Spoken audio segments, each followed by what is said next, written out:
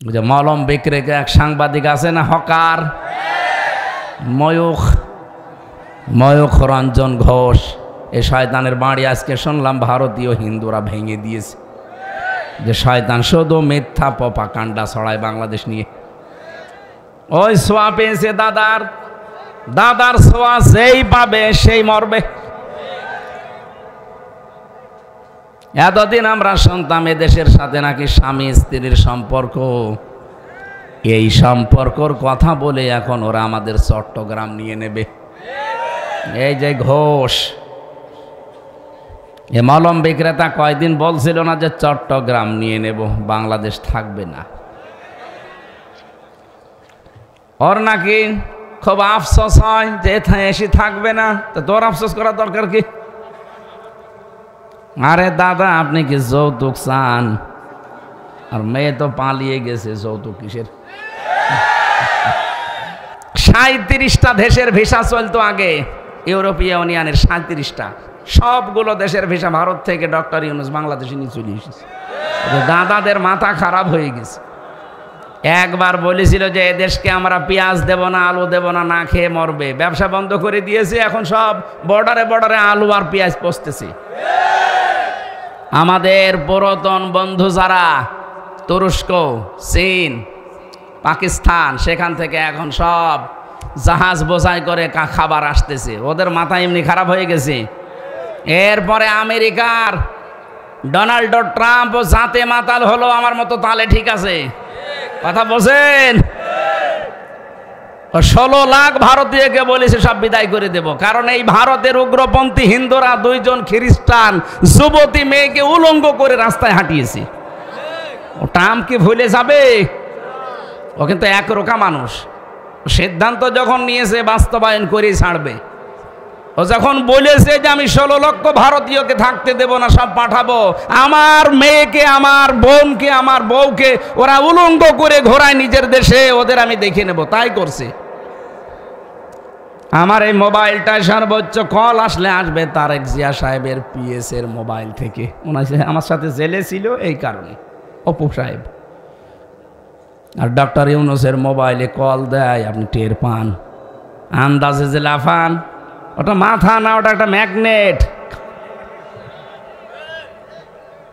কিচ্ছু বলে না, হঠাৎ করে এমন কাজ করবে দাদার ধুতি খুলে যাবে। খালি বলেছিল যে 7 সিস্টার থাকবে না, ও ধুতি আছে কিনা দেখে না। মাথা এমনি খারাপ হয়ে গেছে আপনাদের, আমরা জানি।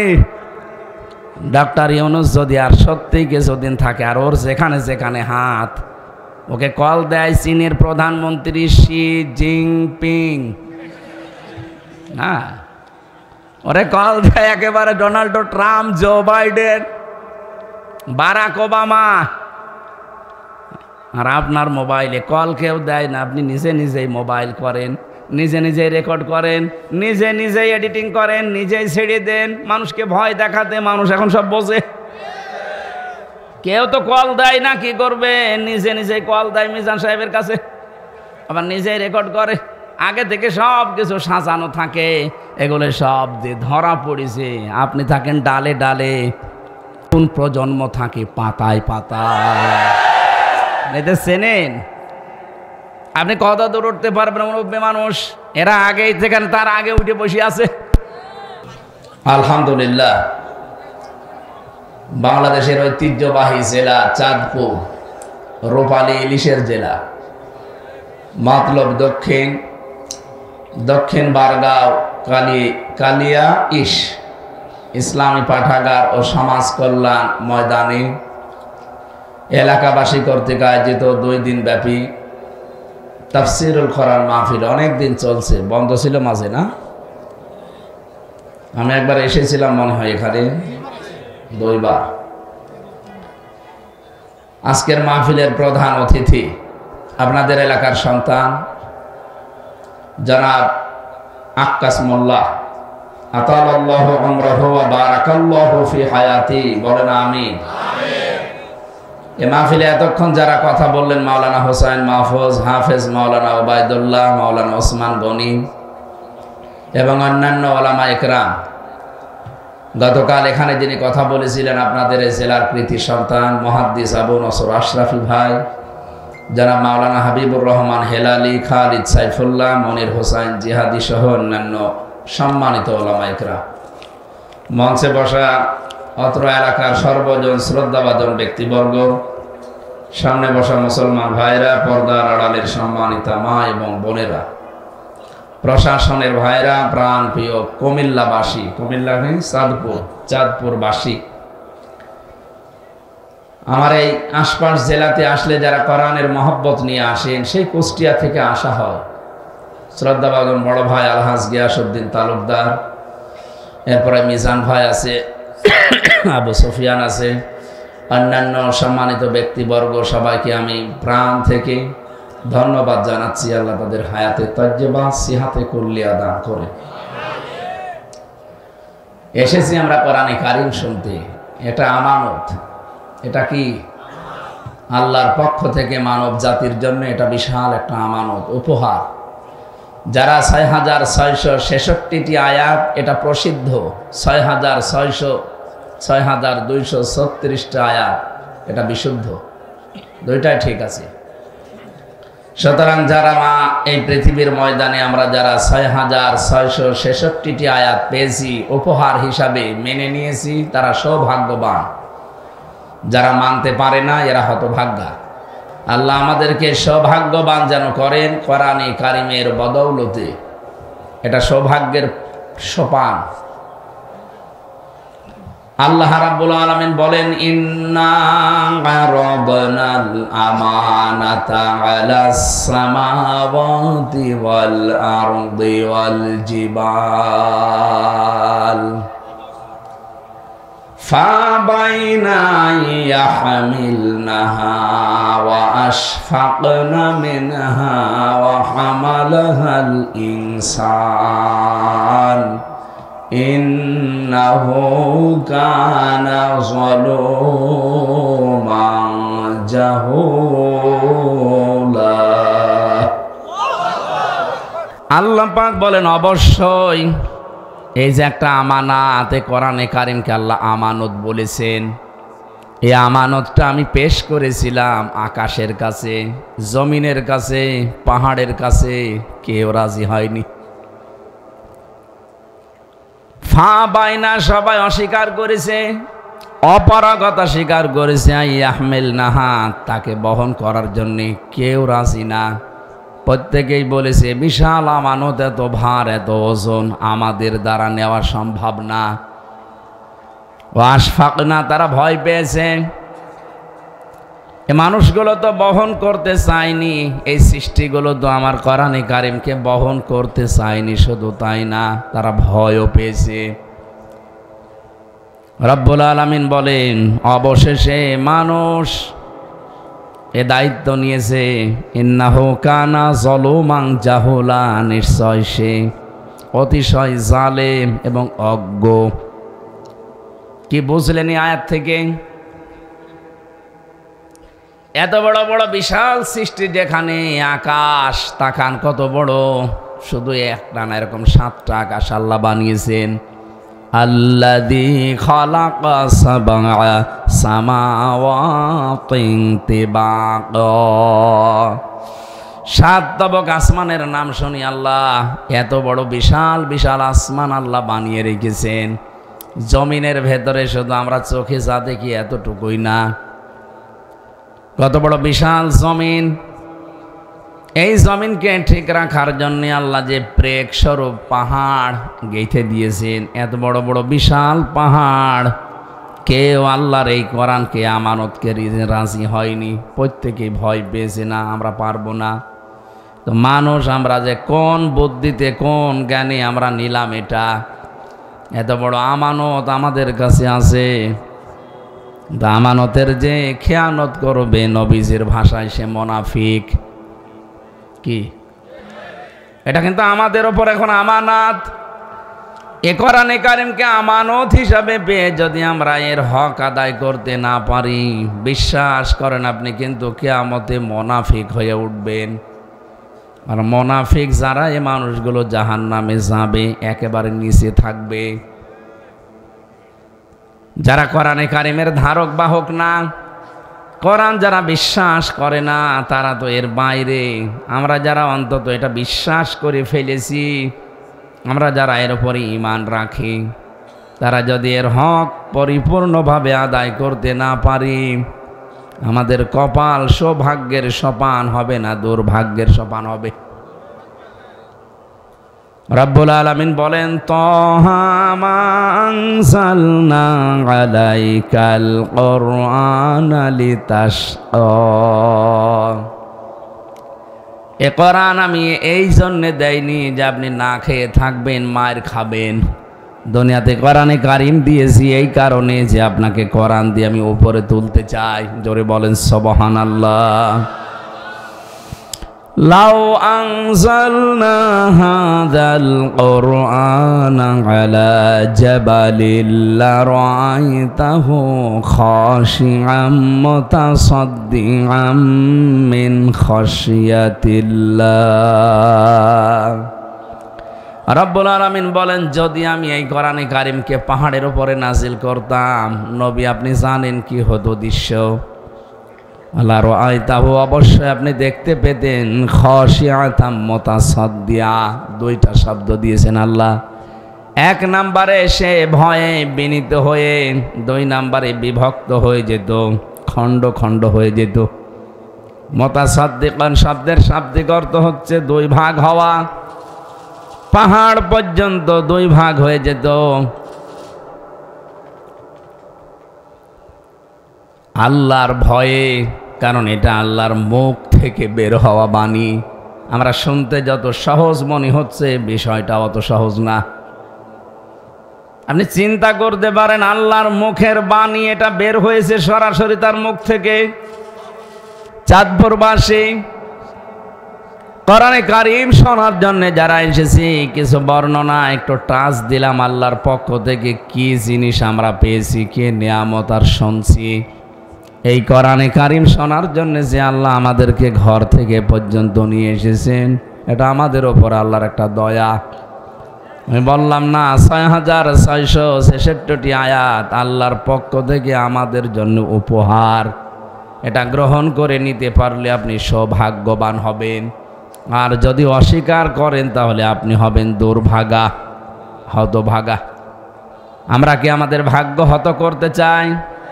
আমরা ভাগ্যকে সুপ্রসন্ন করতে চাই। আমাদের ভাগ্য যেন সব চাইতে ভালো হয় বিশ্বে। শুধুমাত্র একটাই কারণে তামাম দুনিয়া আজ আমরা ভয়ে আছি।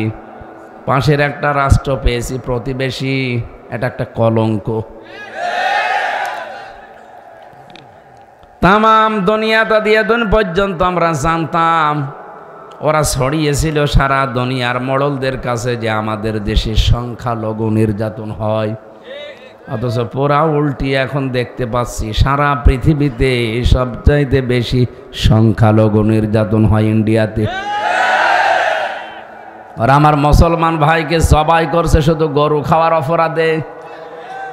গত পরশুদিনও দেখেছেন, দুইটা যুবতী মুসলিম মেয়েকে ধর্ষণ করার পর লজ্জাস্থানে লোহা ঢুকিয়ে দিয়েছে।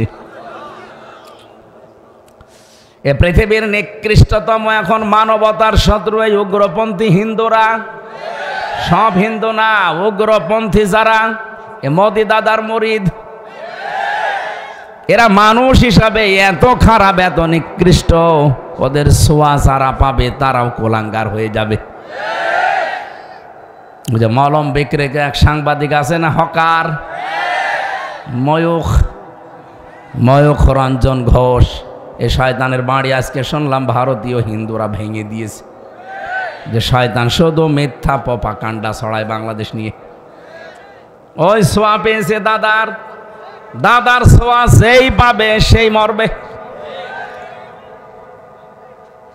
এতদিন আমরা শুনতাম এদেশের সাথে নাকি স্বামী স্ত্রীর সম্পর্ক, এই সম্পর্কর কথা বলে এখন ওরা আমাদের চট্টগ্রাম নিয়ে নেবে। এই যে ঘোষ, এ মলম বিক্রেতা কয়দিন বলছিল না যে চট্টগ্রাম নিয়ে নেব, বাংলাদেশ থাকবে না। ওর নাকি খুব আফসোস হয় যে এসে থাকবে না। তো তোর আফসোস করার দরকার কি?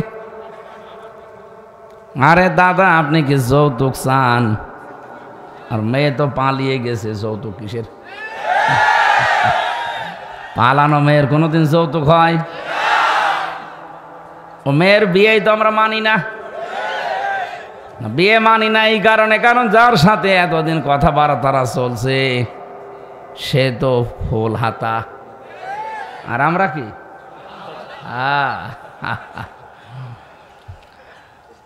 ফুল হাতার সাথে তো হাফ হাতা যাবে না, যাবে?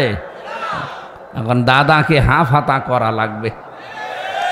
আর দাদার এখন যা বয়স, এ বয়সে হাফ হাতা করবেন কারে দিয়ে? কোন হাজাম দিয়ে করতে গেলে দেখা যাচ্ছে গোড়া থেকে কেটে বাদ দিয়ে দিল, ও বিয়ে করার স্বাদ জীবনের মতো মিটে যাবে না। মূল কথা এই যে দাদার সাথে আমাদের যাবে না, যতই চেষ্টা করেন হবে না। আমি এটাকে বানায়া বলছি।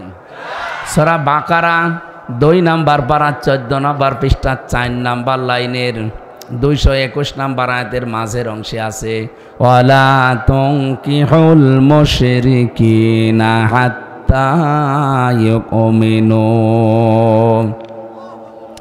কোন মুশরিক যতক্ষণ পর্যন্ত ঈমান না আনবে তার সাথে কোনো মুমিনা নারীর বিয়ে দেওয়া জায়েজ নেই। মেয়ে আমাদের যাই হোক হাজি তো, কথাবার্তা একটু মিথ্যা বলে ঠিক আছে, তারপরও হাজি তো, হাজির সাথে আপনারও পাঁচের বিয়ে হয় কি করে? সুতরাং আপনি যৌতুক চাবেন, যৌতুক তো আমাদের ধর্মে নেই। যদি আমরা কিছু মানুষ খাই নাকি কমে যায়, চাঁদপুরে যৌতুক নেই।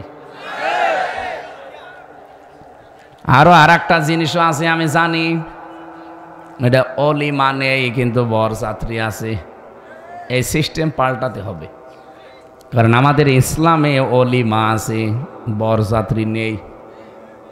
এখানে কত মানুষ বিয়ে করে বসে আছেন, অলিমা তো মনে হয় করেননি, খালি বরযাত্রী গেছেন। না, যেটা জায়েজ না ইসলামে নেই, এটা আমরা মানি না। আজকে থেকে তাওবা করবে, কারণ ইসলামের বাইরে বিয়ে হলে ওটা বিয়ে হবে না। কি কথা বলেন না কেন?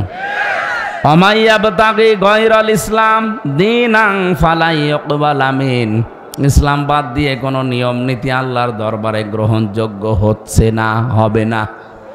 সুতরাং ইসলামে যেহেতু অলিমা আছে, বরযাত্রী নেই, আজকের এই দিন থেকে জীবনে যতদিন আছি কোনো বিয়েতে গেলে আমি আর বরযাত্রী যাব।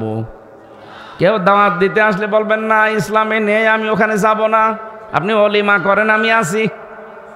বলেন তো অলিমা কি ছেলের বাড়ি হয় না মেয়ের বাড়ি? এখানে অলিমা করেছেন কারা? হাত তোলেন তো। একজন নাকি এলাকায় বিয়ে শাদী বন্ধ হয়ে গেছে? বন্ধ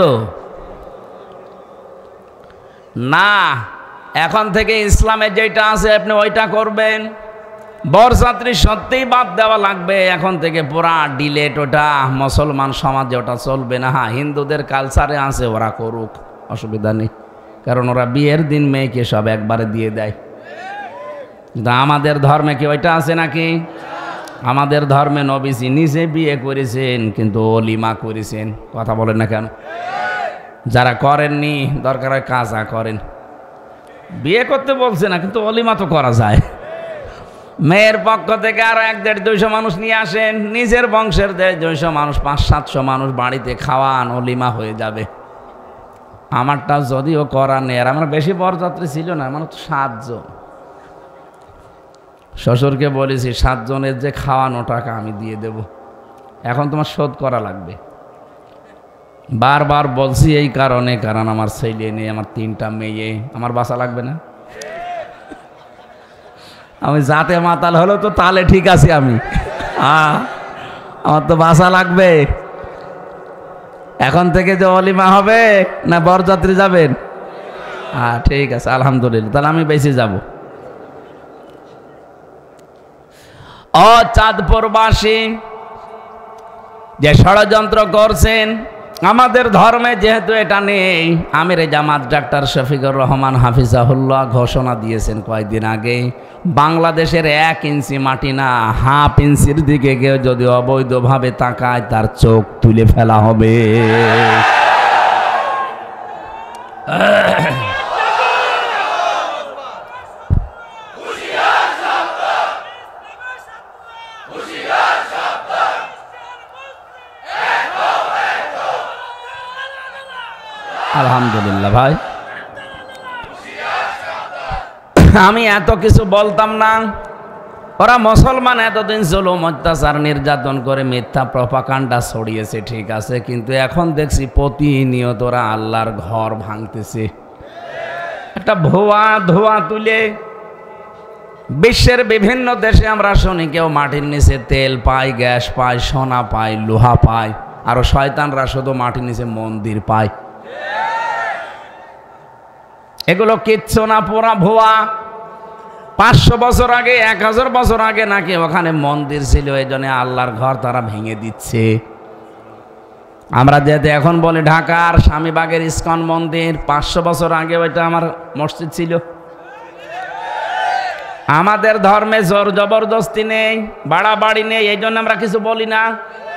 যদি বাড়াবাড়ি জোর জবরদস্তি থাকতো, এ দেশে মাত্র 4 ভাগ হিন্দু, পিটিয়ে বিদায় করে দিতাম। না, আমরা জানি এই দেশে যে জন্ম নিয়েছে সেই এই দেশের বৈধ এবং গর্বিত নাগরিক। আমার যেমন দেশের ওপর হক আছে, অধিকার আছে, তারও আছে। বাংলাদেশ আমরা সাম্প্রদায়িক সম্প্রীতির উজ্জ্বল দৃষ্টান্ত পৃথিবীতে দেখিয়েছি। এদেশে রোজার পোষা পাশাপাশি হয়, কথা বলেন না কেন? 96 ভাগ মুসলমান এই দেশে, আর মাত্র 4 ভাগ অন্য ধর্মের মানুষ আছে। 850 বছরে এলাকা মুসলমানেরা শাসন করেছে। যদি বলেন তো আমাদের ধর্মে বাড়াবাড়ি থাকলে একটা হিন্দু থাকতো। আপনারা কি করছেন? বিশ্বের মানুষকে এতদিন জানাতেন যে দেশে সংখ্যালঘু নির্যাতন হয়, অথচ পুরো মিথ্যা। এটা গোবিন্দ পরামানিক পর্যন্ত কয়দিন আগে বলিস যে এই দেশে আমরা সব চাইতে এখন আগস্টের 5 তারিখের পর থেকে নিরাপদে আছি। যতই প্রপাগান্ডা ছড়াচ্ছেন, আল্লাহ সব যেন ফাঁস করে দিচ্ছে। রব্বুল আলামিন বলেন, ও মাকারু মাকারনা মাকারা ওয়া হুম লা ইয়াশউরুন। ওই মানুষগুলো ষড়যন্ত্র করেছিল, আর আমি আল্লাহ একটা কৌশল করেছিলাম। ওদের ষড়যন্ত্র আমি আল্লাহ নস্যাৎ করে দিয়েছি, ওরা টেরও পায়নি। ফানজুর কাইফা কানা আকিবাতু মাকরিহিম আন্না দাম্মারনাহুম ওয়া কওমাহুম আজমাইন। বলেন আল্লাহু আকবার। আমি যে কথা বলি ওখান থেকে বাস্তবে একটা শিক্ষা নিয়ে আসি। দেখেন তো আয়াতে কি শিক্ষা আছে? সূরা নমল 19 নাম্বার পারা 20 নাম্বার পৃষ্ঠার 5 নাম্বার লাইনের 52 নাম্বার আয়াত। এগুলো রব্বুল আলামিন বলেন, ফানজুর কাইফা কানা আকিবাতু মাকরিহিম। আপনি একটু নজর করে দেখেন না কেন, এই সমস্ত অপরাধী যারা ষড়যন্ত্র করেছিল, এদের সাথে আমি আল্লাহ কি আচরণ করেছি? আন্না, অবশ্যই আমি আল্লাহ, দাম্মারনাহুম, আমি আল্লাহ ধ্বংস করে দিয়েছি তাদেরকে, অকওমাহুম, তাদের জাতিকে, জ্ঞাতি গোষ্ঠীকে, আজমাইন, পুরাটাই। কিভাবে ধ্বংস করেছি এবার আল্লাহ যেন আমাদের চোখে আঙ্গুল দিয়ে দেখাচ্ছেন। যদিও আয়াতটা লূত আলাইহিস সালামের জামানার ঘটনা, কিন্তু বাংলাদেশে 2024 সালের 5 আগস্টে মনে হয় নতুন করে নাজিল হয়েছে। দেখেন মেলে কিনা। ফাতিল কাবুয়ুতুহুম খাবিয়াতাম বিমা যালামু। এই এদিকে তাকান। আল্লাহ পাক বলেন ফাতিলকা, এভাবে যেন হাত দিয়ে দেখাচ্ছেন, যারা আলেম আছে বুঝবেন। ফাতিলকা বুয়ুতুহুম, বাইতুন দেননি, বুয়ুত বহু বচন, হোম জমির। এটা আমার যেন কেন মনে হচ্ছে আল্লাহ নিজের আঙ্গুল দিয়ে ভাবে আমাদেরকে ইঙ্গিত দিচ্ছে, এই যে এই সেই ঘরগুলো, এই সেই ঘরগুলো। এটা কামালের ঘর, এটা মায়ার ঘর, এটা নাসিমের ঘর, এটা হানিফের ঘর, এটা কাওয়ার ঘর। আমি যদিও এখানে নাম লেখা নেই, কিন্তু নামগুলো বললাম এই কারণে আল্লাহ যেন এ ঘরগুলো দেখিয়ে বলছেন খাবিয়াতান, জনশূন্য করে দিয়েছি, ওজাড় গৃহ বানিয়ে দিয়েছি, পরিত্যক্ত হয়ে পড়ে আছে। বিমা যালামু, এদের জুলুমের কারণে। এ মানুষগুলো এত জুলুম করেছিল, এত অত্যাচার নির্যাতন, গুম খুন, আয়না ঘর পর্যন্ত বানিয়েছে। আমি আয়না ঘরের মিনি যেটা, ছোট যেটা, ওইটাই, বড়টাই আমার নেয়নি। আমি দেখেছি মানুষের প্রতি অত্যাচার কিভাবে করা হয় সেখানে। মানবতা পুরাপুরি ধ্বংস হয়ে গেছে ওই ঘরে। আল্লাহ বলেন বিমা যালামু, এদের জুলুমের কারণে এদের বাড়ি ঘর পর্যন্ত অভিশপ্ত হয়ে গেছে। এগুলো এখন সব জনশূন্য। আপনি যান মায়ের বাড়িতে যান, আমার কুষ্টিয়ার হানিফের বাড়িতে যান, দেখবেন উজাড় পড়ে আছে এখন টয়লেট। একটা ইট পর্যন্ত মানুষ রাখে নাই। অনেকে পায়খানার প্যান্ট পর্যন্ত খুলে নিয়ে চলে গেছে। এমনি না, বিমা যালামু, এদের জুলুমের কারণে। কারণ এই জায়গাগুলোই বসে বসে এই মায়া সাহেব, আপনাদের এই যে কুমিল্লা পাশের জেলা, আল্লাহর ওলি ছিল একজন, কি বড় বড় দাড়ি, বাহার। মানুষ যে এত শয়তান হয় আমি জানি না। ঘরের ভেতরে বসে বসে চর্বি সন্ধি করতো, সকালবেলা কার নামে মামলা দেব, কাকে ধরিয়ে দেব, মিথ্যা সাক্ষী দিয়ে কার জীবন নষ্ট করব, এই চিন্তা করত। মনে করছেন হুজুর কিভাবে জানলো? সব বলি দিচ্ছে আল্লাহ জিবরাইল দিয়ে আমারে। সব খবর আমি জানি, সারা দেশে কোখানে কি হয়েছে সব ওই রিমান্ডে আমারে দেখে দেখে দেখাতো যে এখানে এই হচ্ছে, এখানে এই করছি, অমুককে আমরা ধরেছি, অমুককে ধরবো, সব দেখাতো। 3টা বছরে আমি বহু কিছু জেনেছি ওই জালেমদের কাছ থেকে। কোথায় কি হবে, কুষ্টিয়ায় হানিফ সাহেব কি করবে, সকালবেলা কাকে মিথ্যা মামলায় জড়াবে, সবগুলো ওরা আগে থেকে জানে। কি শুরু হয়েছিল দেশে আপনি জানেন? ভালো মানুষ, এই যে গিয়াস ভাই ঘুমিয়ে আছে ঘরে, ঘুম থেকে উঠে দেখছে থানার হাজতে, কি গো তুই গাছ কেটেছিস? কখন? স্বপ্নে। এইটা চলছিল দেশে। আমি বেশি বলে ফেললাম? এই যে আল্লাহর ওলি আওয়ামী লীগের, হ্যাঁ, না উনি মন থেকে না, মনের খবর তো আল্লাহ জানে। আল্লাহ রসুলের একনিষ্ঠ ভক্ত, দাড়ি দেখে টের পাচ্ছেন না? আল্লাহ যেন অমরের মতো বানিয়ে দেন, বলেন আমিন। কোনো মানুষ যদি একবার ইসলামের দিকে ফিরে আসে, আল্লাহর দিকে, আল্লাহ এত বেশি খুশি হয়। একটা হারানো সন্তান 10 বছর পরে মা পেলে যেমন খুশি হয়, তার চাইতে আল্লাহ বেশি খুশি হয় একটা মানুষ যখন ইসলামে ফিরে আসে। আমরা চাই যারা ভুল করেছেন আপনার ওই ক্ষতিপূরণটা দিয়ে ফিরে আসেন। না, আপনি অনেকে বলে যে আস্তাগফিরুল্লাহ রব্বি মিন কুল্লি, না হবে না। আপনি কি দোষ আল্লাহর কাছে করেছেন, তাহলে আস্তাগফিরুল্লাহ পড়েন। যদি জমিনে কারো কাছে করেন, তাহলে তার কাছে স্বীকার করেন, তার ক্ষতিপূরণ দেন, এরপরে বলেন আমারে মাফ করেন। এই যে আপনার পাশে 2 জেলা পরে ফেনীর এক ওসি ছিল আমার সাথে, এই নুসরাত হত্যা মামলার, একেবারে বাস্তব। উনি আমার সাথে জেলে ছিল। একদিন আমার ওই ফাঁসির কন্ডেম ছেলে যে বলছে, হুজুর আমি জীবনে একটা তওবা করেছি, দেখেন তো আমার তওবা কত দূর গেল। ঠিক আছে বলে, যে এই যে নির্বাচন গেল আমি বাইরে ছিলাম, আমি রাত 12টার পর থেকে আমার যা দলবল আছে এদেরকে নিয়ে আল্লাহর নামে ভোট কাটা আরম্ভ করলাম। বাক্স ভর্তি করে ফজরের আজান দিলে সব জায়গায় জায়গায় পৌঁছিয়ে দিলাম। আমি গোসল করলাম আর ওযু করলাম, পবিত্র হলাম, 2 রাকাত নফল নামাজ পড়লাম, এরপরে বললাম আস্তাগফিরুল্লাহ। হুজুর আমার এই তাওবা কি হয়েছে? না, আপনার তাওবা হয়নি, আপনার ইয়ার কি হয়েছে? আপনি কি আল্লাহর কাছে অপরাধ করেছেন যে আস্তাগফিরুল্লাহ পড়ছেন? আপনি তো অপরাধ করেছেন হামজার কাছে। কথা বলেন না কেন? একটা এমপি বানাতে 3.5 লাখ 4 লাখ হামজা লাগে, হামজার বউ লাগে। আপনি একবারে সবারটা দিয়ে দিলেন। হ্যাঁ, এখন যদি মাপ পেতে চান, আপনার এই আস্তাগফিরুল্লাহ যদি কবুল হতে হয়, যাদের ভোট আপনি নষ্ট করলেন, যাদের রায়, তাদের বাড়ি বাড়ি যাবেন, যে তাদের কাছে বলবেন যে আমার এই হয়েছে, আপনারা এখন কি করবেন বলেন। ওরা যদি বলে আমরা 2টা করে থাপ্পড় দেব, 2টা করে থাপ্পড় খাবে, কি অসুবিধা কি? আপনার তো মাপ পাওয়া লাগবে। মাপ পেতে চাইলে ওরা যা চায় তাই করবেন। যদি বলে না আমরা প্রত্যেকে একটা করে লাথি দেবো, তো লাথি খাবেন। 2 নম্বরে আপনি যার যা ক্ষতি করেছেন এই ক্ষতিপূরণটা তাকে দিয়ে এরপর আপনি আস্তাগফিরুল্লাহ পড়েন। এই 15.5 বছরে আপনার কারণে অনেক মানুষ বাড়ি ঘুমাতে পারে না, আপনি কি জানেন? এই 15.5 বছরে আপনার জন্য অনেকে ব্যবসা করতে পারে নাই। আজকের প্রধান অতিথি তারা 2 ভাই এসেছিল না, আমার কাছে বলছিল যে আমরা খুব চাপে ছিলাম, এখন একটু আসি শান্ত। কত মানুষ তার জায়গায় বসে যে ব্যবসা করবে খালি দলীয় পরিচয়ের কারণে করতে পারে না। আপনার কারণে অনেকে তার চেয়ার থেকে আর এক চেয়ারে উঠতে পারে নাই। আমি বেশি বলছি? আপনি খুন, গুম, রাহাজানি, চাঁদাবাজি, এমনকি আয়না ঘর পর্যন্ত বানিয়েছিলেন। কি ভয়ঙ্কর জায়গা গো!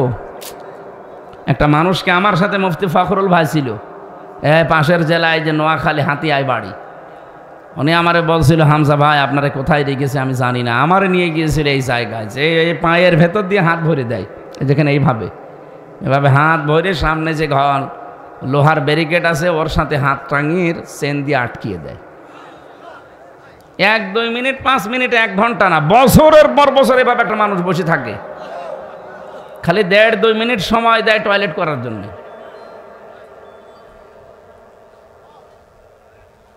সকালবেলা কয়েকটা ছোলা দিয়ে যায়, দেখলাম পচা ছোলা। তাও আমাদেরটা তো হালকা দিয়েছে ভালো, ওদেরটা আরো কঠিন। আমি তো মিনিটাই ছিলাম, যারা বড়টাই বিগটা ছিল কি কষ্ট দিয়েছে তাদের। দুপুরবেলা 1 মুঠ খাবার দিয়েছে, তো 1 বাটির ভেতরে 4-5 রকমের তরকারি দিয়ে মনে হচ্ছে কেউ মাখিয়ে দিয়েছে। কয়দিন অভাবে খেতে পারবেন? তারপরও তো মাথার উপরে বিশাল টেনশন যে আমি বেশি আছি কিনা কেউ জানি না। কত মানুষের দেখতাম এত বড় বড় নখ হয়ে গেছে, চুল দাড়ি গোপ এত বড় বড়, মনে হচ্ছে জঙ্গল থেকে আসতেছে। রাতের বেলা কাউকে এত পিটাতো, আওয়াজ হয়তো বাঁচাও, কিন্তু উপরে তো আওয়াজ যাবে না, মাটির নিচে। হঠাৎ রাত 2টা-3টার সময় এসে 4-5 জন মুখ বাঁধা লোক কালো কাপড় দিয়ে আপনার ঘরের সামনে এসে বলবে রেডি হন। ঘর তো ঘর না, একটা জিন্দা কবর। এদিকে 3.5 হাত, এদিকে 1.5 হাত, এতটুকু জায়গার ভেতরে তারপরও পায়ের সাথে দেখতাম অনেকের চেন বেঁধে রেখেছে। আপনি যে পা নড়াবেন না, পায়ের সাথে চেন বাঁধা। কেউ আঙ্গুল দিয়ে দেখতাম দেওয়ালের সাথে খসিয়ে লিখে রেখেছে যে ভাই যদি বাইরে কেউ যেতে পারেন এই নাম্বারটা একটু জানাবেন যে এই লোকটা বেঁচে আছে। কেউ আছে 8 বছর, 10 বছর, 14 বছর পড়ে আছে দুনিয়ায়, কেউ জানে না। ওই লোকটা নিজের নামও বলতে পারে না, যে কি আমার নামও জানে না। আর কতদিন আপনি নাম মনে রাখবেন?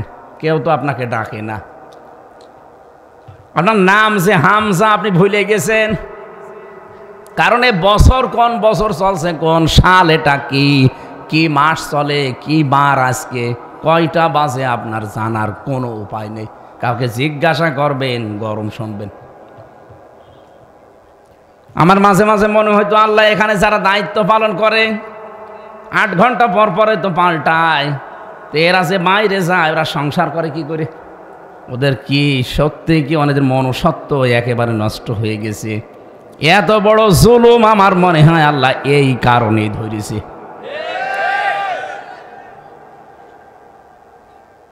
হঠাৎ রাত 12টা-1টার দিকে 5-7 জন এসে মুখ সব বাঁধা এসে আপনার ঘরের সামনে দাঁড়িয়ে ওই ছোট্ট রুমের সামনে বলবে রেডি হও। কি রেডি হব মানে? হ্যাঁ তোমাকে নিয়ে যাওয়া হবে। কোথায়? কিছুই বলে না। আপনি রেডি হতে চাবেন না, 2টা ঘা দিয়ে বাড়ি দেবে পেছনে, এত জোরে বাড়ি দেয় মনে হচ্ছে জায়গা খুলে চলে গেছে। এমনি খাবার দাবার ভালো না, চোখ বেঁধে দেবে কালো কাপড় দিয়ে, হাত পেছনে বেঁধে দেয়, সামনে না। হ্যান্ডকাপ দিয়ে ওটা নড়াচড়া করলেই কেটে যায়। আমার যে কতবার কেটেছিল এই জায়গাগুলোতে কোর্টে তুলতে গিয়ে। আমার 11 ঘন্টা টাঙিয়ে রেখেছিল দড়ি দিয়ে, পায়ে বেড়ি দিয়ে, পেছনে হাত দিয়ে। কিচ্ছু জানি না। ওরা নিজেরাই বলতো মাঝে মাঝে যে আপনার কোনো দোষ নেই, আমরা জানি, কিন্তু আমরা যা বলতে বলছি এই কথাগুলো আদালতে বলা লাগবে। কি আকিস গ্রুপে চাকরি করেন, ওর বিরুদ্ধে বলবেন ও আমাদেরকে টাকা দেয় রাষ্ট্রের বিরুদ্ধে কথা বলতে। বাংলাদেশ জামাত ইসলামের কয়েকজনের নাম নিয়ে, বিশেষ করে শফিকুল ইসলাম মাসুদ, দেলাওয়ার হোসাইন, ওই যে শিবিরের সভাপতি ছিল, এদের নাম ধরে ধরে বলতো যে এদের বিরুদ্ধে কিছু বলবেন। কি বলবেন? যে এরা উগ্রপন্থী, এরা জঙ্গি, এই দেশটাকে জঙ্গি দিয়ে ভরে ফেলার জন্য এরা বিভিন্ন ষড়যন্ত্র করছে, তার ভেতরে আমিও আছি। এই কথাগুলো আপনি শুধু লিখে দেব, সই করে দেবেন, বাকিটা আমরা দেখব না। এত মেয়ের মিথ্যা কথা আমি বলতে পারবো না, এই জন্য এই কথা। শেষের দিন 10 দিনের রিমান্ডের শেষের দিন আমারে বলেছে যদি কালকে ম্যাজিস্ট্রেটের সামনে না বলেন আপনার বউ আমরা তুলে নিয়ে আনবো। ওদের চরিত্র আছে, আমি তো দেখেছি ওদের চরিত্র নেই। ওরা ধরা পড়ে না মাঝে মাঝে পরিমণির সাথে, মাহিয়া মাহির সাথে, কথা বলছেন না কেন? ওদের চরিত্র ঠিক প্রত্যেকের ওই রকমই। ওরা যে ধরা পড়েছে এমনি পড়ে না, কারণ চরিত্রই ওদের ওই রকম। যেই বলেছে আপনার বউ তুলে নিয়ে আনবো, তখন আমার ওই বাচ্চাটার বয়স মাত্র 7 মাস। বলেন তো ওই অবস্থায় যদি ওরা তুলে নিয়ে আসে, আর আমি জানিও নিয়ে আসতো, কারণ কত মানুষের, কত আলেমের বউকে আমি তুলে নিয়ে আসতে দেখেছি। কেউ তো ওখানে যেতে পারে না, এমন সিক্রেট 4-5 জায়গা দরজা আটকানো যাবে কে? দুনিয়ায় কেউ জানে না ওখানে মানুষ আছে কিনা। আমি একজন আলেমের সাথে জেলখানায় ছিলাম, সে বলছিল হুজুর আমার বউকে ওরা তুলে নিয়ে এসে কি করেছে আমি জানি না, কারণ আমি তো পড়ি আছি আজ কয় বছর। শেষ পর্যন্ত বললাম ঠিক আছে যা করবেন করেন, নিয়ে চলেন। কিন্তু ম্যাজিস্ট্রেটটা আমার সাথে প্রতারণা করেছে। উনি আমারে বলল হুজুর আপনার কোনো অসুবিধা নেই, যা যা লিখলি আপনি শুধু সই করে দেন, আপনি কয়দিনে বের হয়ে চলে যাবেন। পড়বো তো, বসে পড়ার দরকার নেই। পরবর্তীতে দেখলাম সব নাকি রাষ্ট্রের বিরুদ্ধে ওরা লিখেছে, আর আকিস গ্রুপের বিরুদ্ধে। এই কারণে আমার নাকি জামিন দেয়নি। জেলখানায় পড়ে আছি 2-3 মাসের ব্যবধানে দেখলাম ওই ম্যাজিস্ট্রেট আমার সামনে, ওর ভেতরে ঘুরে বেড়াচ্ছে জেলে। বললাম কি আপনি এখানে? হুজুর আমারে মাফ করে দিয়েন, আমার বউ আমারে যৌতুক মামলা দিয়েছে। ঠিক আছে, আপনার তো যৌতুক মামলাই দেওয়ার দরকার। আপনি এই কাজ করলেন, আমার জীবনটা আমি করতাম না, আমারে যা বলে দিয়েছিল উপর থেকে আমি তাই করেছি।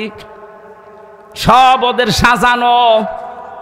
এক একজনের নামে শুনতাম মামলা দিয়েছে 313টা, 556টা। একটা মানুষ যদি 556টা মামলার আসামি, ও কবে জামিন নেবে, কবে বের হবে, কবে হাজিরা দেবে? কি করেছিলেন আপনি বলেন তো? এই কঠিন পরিস্থিতি তৈরি করেছেন যারা যারা, তাদের বাড়ি ঘর আল্লাহ উজাড় গৃহ বানিয়ে দিয়েছেন। আল্লাহ বলেন খবিয়াতান, জনশূন্য করে দিয়েছি। আমি আয়াতটা বাস্তবে একেবারে মিল পেয়েছি আমার কুষ্টিয়ার হানিফের বাড়ি থেকে। আপনি যে দেখেন কি অবস্থা। কেন এগুলো করলেন আল্লাহ? আমার একটা ধারণা, বিশ্বাসেই 16 সালে গিয়েছিলাম হজে, কাবা শরীফ তাওয়াফ করছিলাম। শেষ করার পরে উপরে গেলাম, দেখি পেটের ভেতরে মোচড় দিয়ে ব্যথা করছে। এক পুলিশকে ডাক দিলাম, ইয়া আখি তাল, এদিকে আসেন। কি এখানে ফার্মেসি আছে? কেন? আমার ঔষধ লাগবে। এতক্ষণ ভালোই ছিলাম, হঠাৎ আমার পেটে ব্যথা করছে। পুলিশ আমারে বলছে ইয়া হাজিউল হজ্জা তাই না বিলাদুকা, ও হাসি দেশ কোথায়? যে তুমি বাংলাদেশ, বাংলাদেশ থেকে এসেছি। পুলিশ আমারে বলছে আপনি জানেন না এটা কোন জায়গা? না তো। আবু জেহেলের বাড়ি। আপনি এখনো পায়খানা না করে দাঁড়িয়ে আছেন, তাড়াতাড়ি করেন। পায়খানা করে দেখে আমার পেটের ব্যথা ভালো হয়ে গেছে। মানে আল্লাহ যেন আমাকে হাতে ধরে জিজ্ঞাসা করতে চাচ্ছে, হামজা এত টাকা খরচ করে 6,500 কিলোমিটার দূর থেকে এসেছো, আর শয়তানের বাড়িতে পায়খানা না করে চলে যাবা, তাড়াতাড়ি করো। ঠিক আপনি দেখবেন এই দেশে জালেমদের বাড়ি অফিস পর্যন্ত আল্লাহ অভিশপ্ত করে দিয়েছে, কারণ ওই জায়গাটা জুলুমের জায়গা। এদেশের কারো প্রসাব পায়খানার পেটে সমস্যা হলে ঠিক ওই জায়গায় যে কাজ করবে। আপনার ঢাকার ধানমন্ডির ওই বাড়ির দিকে যান, আমি সেদিন নিজে দেখলাম ওটা জাতীয় টয়লেট চলছে। একবারে 8-9 জন করে যায়, কেউ এদিকে কেউ এদিকে কেউ এদিকে, মনে হচ্ছে জামাতবদ্ধ টয়লেট চলছে। এ পর্যন্ত আল্লাহ শেষ করে দেননি, এর পরের শব্দ আমাদের জন্যে বলবো বলবো। কোন সূরা বলছিলাম যেন? সূরা নমল। কোন সূরা? সূরা নমল। নমল মানে পিপিলিকা। 19 নাম্বার পারা, 20 নাম্বার পৃষ্ঠা, 7 নাম্বার লাইনের 52 নাম্বার আয়াতের শেষের দিকে আছে। বাড়ি যে খালি মিলিয়ে দেখবেন, আপনার অবশ্যই বিবেক থাকলে নাড়া দেবে। ইন্না ফি যালিকা লায়াতাল লিকাউমিন ইয়ালামুন। এখানে যারা আরবি গ্রামার বোঝে, ইন্না আছে, এরপরে লামে তাকিদ আছে। আল্লাহ 2 বার গ্যারান্টি দিয়ে জানিয়েছেন অবশ্যই এর ভেতরে শিক্ষা আছে, অবশ্যই এর ভেতরে শিক্ষা আছে। লিকাউমিন ইয়ালামুন, যারা জ্ঞানী, জ্ঞানী সম্প্রদায় যারা, তাদের জন্য শিক্ষা কি সেটা? জালেমদের এত বড় বিশাল গভীর শিকড় যদি আল্লাহ কেটে দিতে পারে, আপনি চিন্তা করেছেন এই 15 বছরে কত গভীরে পৌঁছিয়েছিল ওরা? ইউনিয়নের দারোয়ান থেকে শুরু করে সংসদ পর্যন্ত প্রতিটি জায়গায় ওদের লোক সেট করা ছিল। এক কথা বলে না কেন? এই কারণেই তো 2024 সালের 5 আগস্টের বিকাল পর্যন্ত ওরা চেষ্টা চালিয়েছে। বিশেষ করে প্রশাসনে যারা, আমার মনে হয় এদের মাফ করা ঠিক না। সবাইকে না, দলীয় যেইগুলো, এগুলো কি মানুষের ভেতরে পড়ে? আপনি একেবারে সরাসরি ধরে ধরে গুলি করছেন, এখনো ভেজে ফুটেজগুলো আছে। এমনি আপনি আসতে চাকরিতে যোগ দিতে ভয় পাচ্ছেন, আপনি জানেন তো যে আপনি কি করেছেন। আল্লাহ বলেন ফাকুতিয়া দাবিরুল কওমিল্লাযিনা যালামু। কতিয়া এটা মজল, এর ফাইল জানা নেই। সূরা আনাম 7 নাম্বার পারা, 12 নাম্বার পৃষ্ঠা, 4 নাম্বার লাইনের 45 নাম্বার আয়াতের প্রথম অংশে আছে। আল্লাহ পাক বলেন জালেমদের শিকড় কেটে ফেলা হয়ে গেছে। কেটেছে কে জানা নেই। আপনি সারা দেশের খবর নেন, আমি তো 630টা থানা কম বেশি এবার গেলাম, সব জায়গায় জালেমদের বাড়িঘর, একই অবস্থা। যেখানেই যাই দেখি জালেমদের শিকড় একেবারে আল্লাহ খবিয়াতান বানিয়ে দিয়েছেন, জনশূন্য। ওখানে শয়তানও বাস করতে ভয় পায়, কারণ শয়তান থেকে করবে কি? মানুষ তো প্রসাব করে, পায়খানা করে।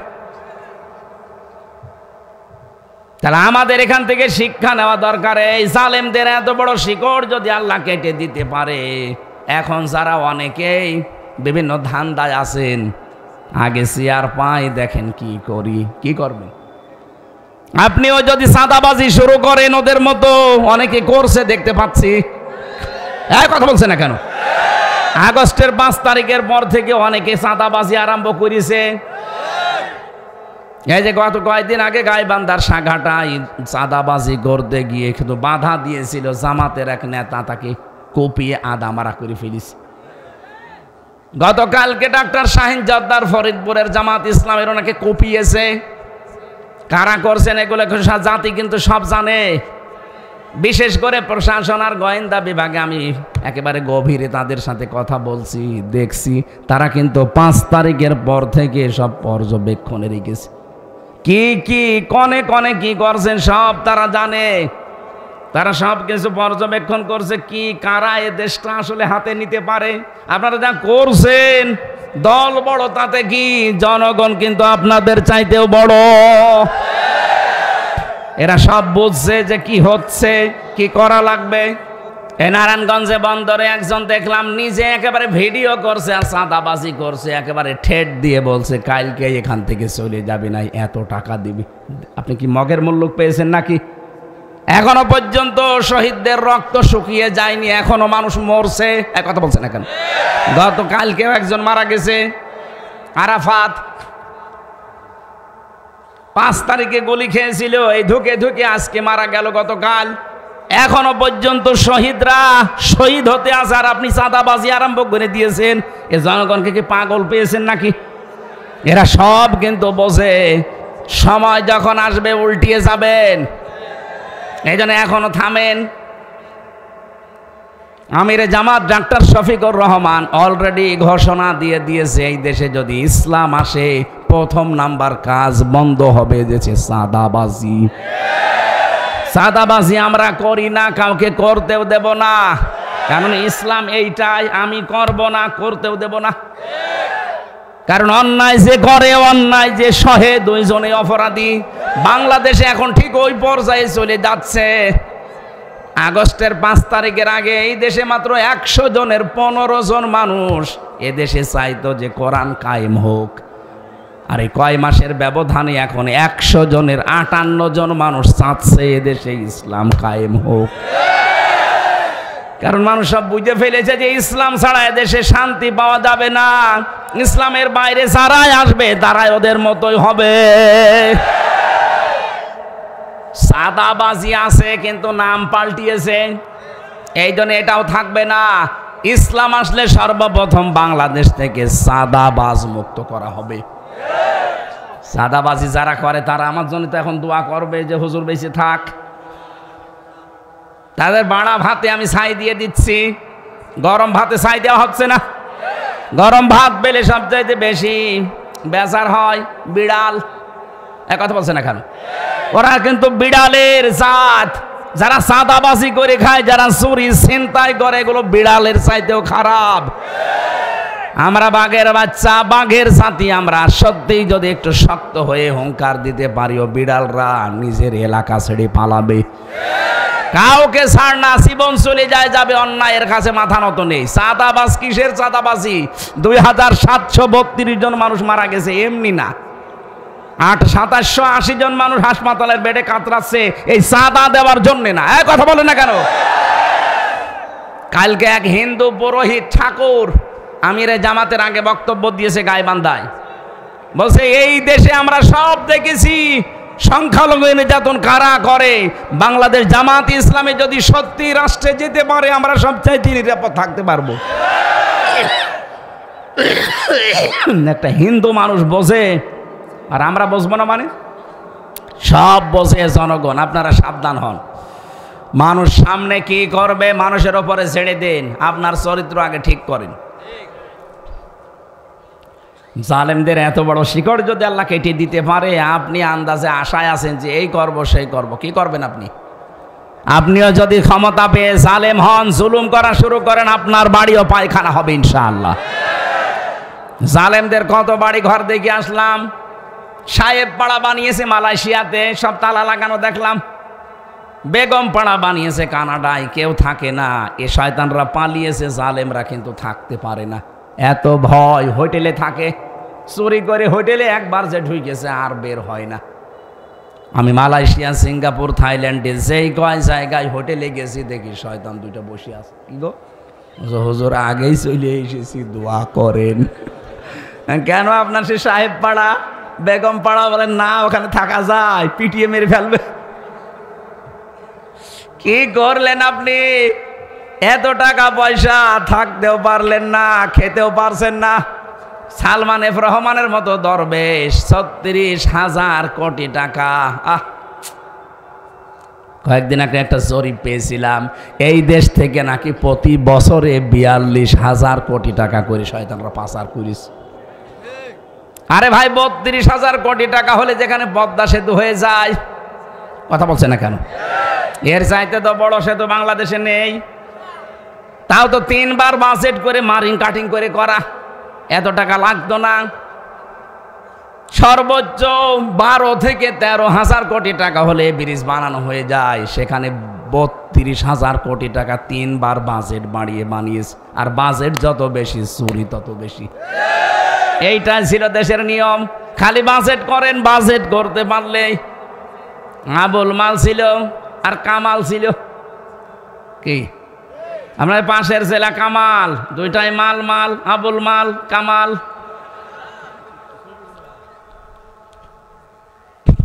কি মাল কামিয়েছে কোথায়? আপনারা এখন মাল ব্যবহার করবেন না। কোথায় আছেন আমরা সব জানি। জনগণ কিন্তু এদেশে এখন যে অবস্থায় আছে, অন্তত আমার মনে হচ্ছে এই দেশে কিয়ামতের আগে কোনো জালেম আর আসতে পারবে না। আজকে ডক্টর ইউনূসের সাথে আমেরিকার কি কথা হয়েছে সকালবেলা দেখেছেন? অনেকে মনে করছে যে বুবু শর্ট করে ঢুকে পড়বে। কিসের শর্ট করে ঢোকা? সব উল্টিয়ে দিয়েছে। 37টা দেশের ভিসা চলতো আগে, ইউরোপীয় ইউনিয়নের 37টা। সবগুলো দেশের ভিসা ভারত থেকে ডক্টর ইউনূস বাংলাদেশে নিয়ে চলে এসেছে। দাদাদের মাথা খারাপ হয়ে গেছে। একবার বলেছিল যে এদেশকে আমরা পেঁয়াজ দেব না, আলু দেব না, না খেয়ে মরবে। ব্যবসা বন্ধ করে দিয়েছে, এখন সব বর্ডারে বর্ডারে আলু আর পেঁয়াজ পচতেছে। আমাদের পুরাতন বন্ধু যারা তুরস্ক, চীন, পাকিস্তান, সেখান থেকে এখন সব জাহাজ বোঝাই করে খাবার আসতেছে। ওদের মাথা এমনি খারাপ হয়ে গেছে। এরপরে আমেরিকার ডোনাল্ড ট্রাম্প জাতে মাতাল হলো, আমার মতো তালে ঠিক আছে, কথা বলছেন। 16 লাখ ভারতীয়কে বলেছে সব বিদায় করে দেব, কারণ এই ভারতের উগ্রপন্থী হিন্দুরা 2 জন খ্রিস্টান যুবতী মেয়েকে উলঙ্গ করে রাস্তায় হাঁটিয়েছে। ও ট্রাম্প কি ভুলে যাবে? ও কিন্তু একরোখা মানুষ, সিদ্ধান্ত যখন নিয়েছে বাস্তবায়ন করেই ছাড়বে।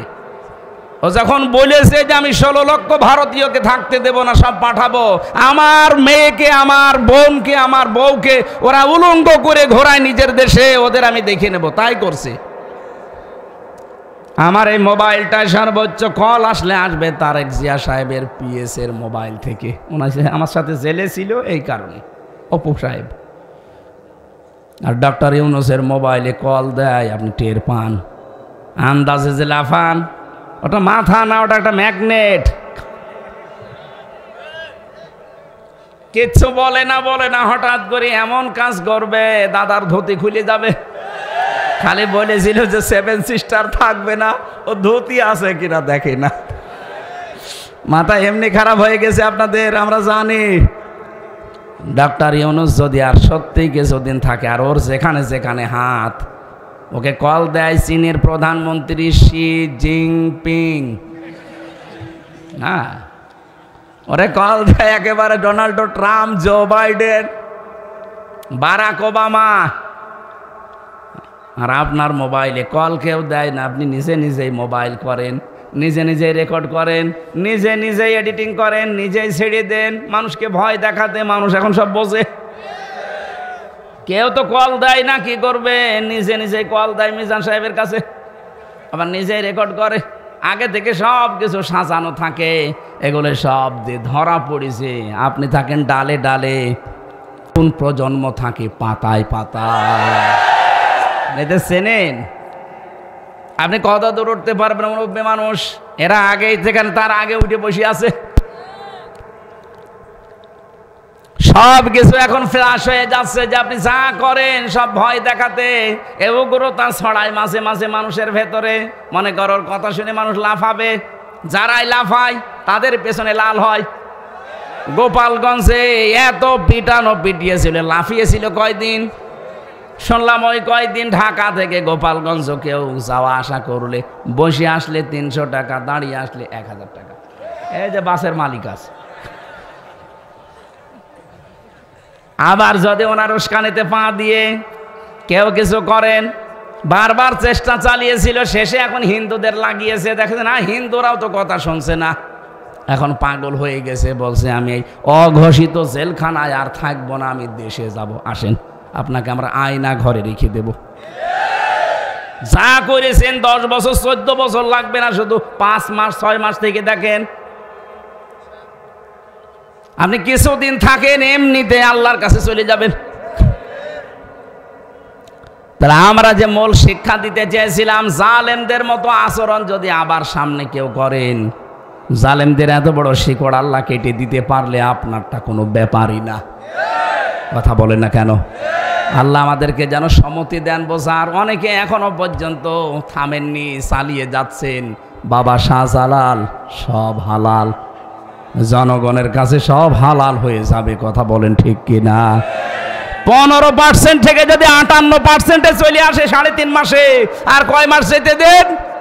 হিন্দুরা পর্যন্ত এখন বলছে আমরা ইসলাম চাই, কারণ তারা জানছে যে ইসলামের বাইরে দেশে শান্তি থাকার কোনো কায়দা নেই।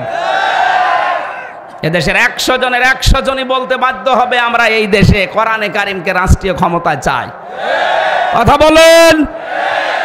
মাওলানা মামুনুল হক হাফিজাহুল্লাহ, লোকটা 3 বছর আমার পাশের রুমে ছিল। মাঝে মাঝে দিনের বেলা দেখা হতো, বলতো ভাই বাইরে থাকতে ভাবতাম কি, আর ভেতরে আসি দেখছি কি, বাইরে থাকতে ভাবতাম আমাদের টুপি নিয়ে সমস্যা, আমাদের ওই আকিদায় সমস্যা, আমিন নিয়ে সমস্যা। অথচ জালেমরা দেখছি ভেতরে সবাইকে এক জায়গায় তালা লাগিয়ে রেখেছে। ওখানে হেফাজত ইসলাম, জামাত ইসলাম, চরমনাই সব এক ঘরের ভেতরে রেখে তালা লাগিয়ে দিত আর লিখে রাখতো হুজুর মামলা। কি মামলা? একটা মামলার নাম হলো, নাম দিয়েছে হুজুর মামলা, হেফাজত মামলা, জামাত মামলা, শিবির মামলা, জঙ্গি মামলা, এগুলো মামলার নাম। আরে ভাই মামলার নাম এত মার্ডার মামলা, ধর্ষণ মামলা, এই কথা বলছেন না কেন? চুরি মামলা, ডাকাতি মামলা, এইগুলো নাই নাম হতে পারে, হুজুর আবার মামলা হয়? কোথায় পৌঁছিয়েছিলেন আলেমদের সাথে? আল্লাহ এমনি আপনাকে নামিয়েছে। আমরা যে তেলাওয়াত করলাম আয়াত সূরা নাহালের 90 নম্বর আয়াতে, বৈষম্য বিরোধী ছাত্র আন্দোলনের 9টা দফা ছিল, এই আয়াতে 6 দফা আল্লাহ দিয়ে দিয়েছেন। আল্লাহ যে 6টা এখানে আদেশ আর 6টা, 3টা আদেশ আর 3টা নিষেধ আছে, ওই 9 দফা কর্মসূচির 6টা এই আয়াতে আছে। এই জন্য আয়াতটা পড়লাম, আমরা তাফসির আকারে বলতে চাচ্ছি। থাকবেন তো? এটা তাফসির মাহফিল যদিও লেখেননি, নাকি লিখেছেন? নাকি ওয়াজ মাহফিল? হ্যাঁ আলহামদুলিল্লাহ। আর একটা তাফসির মাহফিল আমার সামনে আছে, মাইথার দিয়া। মাইথার দিয়া কত দূর এখান থেকে? 7-8 কিলো। 7-8 ফেব্রুয়ারি, আমি 8 তারিখে আছি না? 8 তারিখে মাইথার দিয়া আমি এশার নামাজের পরে উঠবো ইনশাল্লাহ। যারা সময় পান ওখানে যাবেন, একটা সুন্দর সাবজেক্টের উপরে গবেষণামূলক কথা বলবো ইনশাআল্লাহ। আজকেরটাও তাফসির মাহফিল। এই আয়াতে যেহেতু বৈষম্য বিরোধী ছাত্র আন্দোলনের দফা কয়টা? 9টা। কয়টা? এর 6টাই আছে আজকের আয়াতে। আমরা এই আয়াত থেকে দেখি না, চলে যাবেন মনে হচ্ছে। এই যে মুরব্বী, এখন তো সেই মোস্তাক পীর সাহেবের মতো বারবার বলাও যাচ্ছে না, মুরব্বী মুরব্বী। কি একটা কথা ছড়িয়েছে মুরব্বী। ও না, আমি তো ওইভাবে পারি না। ওই মুরব্বী যে কিভাবে বলল, যাই হোক মুরব্বী মারা যায়, আবার মুরব্বী। হ্যাঁ মুরব্বী, ঠিক আছে ভাই, মুরব্বী মানুষ যাক, ওনারা ডেট এক্সপায়ার হয়ে গেছে তো যাক, কিন্তু যুবক মানুষ যাবেন না, কিন্তু যাবেন? হ্যাঁ যুবক মানুষ থাকেন। আমরা তেলাওয়াত কিন্তু আয়াতে যাচ্ছি এবার। জবান খুলে কোরআনের আয়াতটা পড়েন। আউযু বিল্লাহি মিনাশ শাইতানির রাজিম। বিসমিল্লাহির রহমানির রহিম। ইন্নাল্লাহা ইয়া'মুরু বিল আদলি ওয়াল ইহসান ওয়া ইতাই যিল কুরবা। সাদাকাল্লাহুল আযীম। এই 3টা থাক। 9 দফা ওনাদের এই কোরআনের এই আয়াতে 6 দফা আছে। আমরা প্রথম 3টা দফা পড়লাম। আল্লাহর ঘোষণা, ইন্নাল্লাহা, অবশ্যই আল্লাহ, ইয়া'মুরু, তিনি আদেশ দিচ্ছেন, বিল আদলি, ন্যায় বিচারের। কি বিচার? ওয়াল ইহসান, সদাচরণের। ওয়া ইতাই যিল কুরবা, নিকট আত্মীয় স্বজনদেরকে দান সাদকা করার। তাহলে প্রথম পেলাম 3টা। বাংলাদেশে যারা স্বাধীন করার জন্য নেমেছিল ছাত্র জনতা, ওদের প্রথমে ছিল ওই ওয়ান, জাস্টিস, ন্যায় বিচার। এক কথা বলেন না কেন? দ্বিতীয় নম্বরে ছিল মানবাধিকার, ওয়াল ইহসানের ভেতরে মানবাধিকার লুকিয়ে আছে। 3 নম্বরে তারা বৈষম্য দূর করতে চেয়েছিল। কথা বলেন না কেন? ইতাই যিল কুরবা, আয়াতের ব্যাখ্যায় বৈষম্য দূর করার ঘটনাগুলো আছে, আমরা তুলে ধরব তাফসির থেকে। আপনারা কি থাকবেন? সত্যি থাকবেন? এবার আসেন তো আয়াতের বাংলা যেহেতু বলা হয়ে গেছে, যতটুকু পড়লাম, শানে নজুলের ভেতরে তাকান। ওই জামানায় পুরা মক্কার ভেতরে 3 জন ওসমান ছিল। একজন ওসমান ইবনে তালহা, যিনি কাবার চাবি বহন করতেন। 2 নম্বরে ওসমান ইবনে আফফান, নবীজির জামাই। 3 নম্বরে ওসমান ইবনে মাজউন। এই লোকটা পরবর্তীতে সাহাবী হয়ে যায়। বিশ্বনবী কাবার দেওয়ালের সাথে হেলান দিয়ে বসে আছে। ওসমান ইবনে মাজউন, ওসমান ইবনে তালহা, ওসমান ইবনে আফফান রাদিয়াল্লাহু তাআলা আনহু, নবীজির এই জামাই। এমন জামাই নবীজি পেয়েছিলেন, বিশ্ব নবী বলেন আমি দুইটা মেয়ে তার কাছে বিয়ে দিয়েছি, আমার যদি আরো মেয়ে থাকতো অবিবাহিত আমি তাকে ওর কাছে বিয়ে দিয়ে দিতাম। এখান থেকে শিক্ষা কি? আমি বললাম না যা বলবো ওখান থেকে শিক্ষা নিয়ে আসবো। আমাদের জন্য আয়াতের শিক্ষা কি? হযরত ওসমান ইবনে আফফান নবীজির জামাই ছিল। নবীজি বলেন আমার মেয়ে দুইটা দিয়েছি, উম্মে কুলসুম আর রুকাইয়া। এরপরও আমি কোনোদিন অশান্তিতে কোনোদিন চিন্তায় থাকি নাই। আমার মনে মনে সিদ্ধান্ত ছিল যদি আমার মেয়ে আরও থাকতো বিবাহিত না হয়ে তাকেও আমি দিয়ে দিতাম। আপনি কি মনে করেন একটা বাবার কাছে সবচাইতে বেশি দামি তার সন্তানটা, বিশেষ করে মেয়ে, রাজকন্যার মতো। এই মেয়েটাকে আজ আমরা অনেক মানুষ এমন এমন জায়গায় বিবাহ দিচ্ছি, খালি সম্পদ দেখে বাড়ি ঘর দেখে যদি বিবাহ দেন আগে দেখবেন ছেলেটা মানুষ কিনা।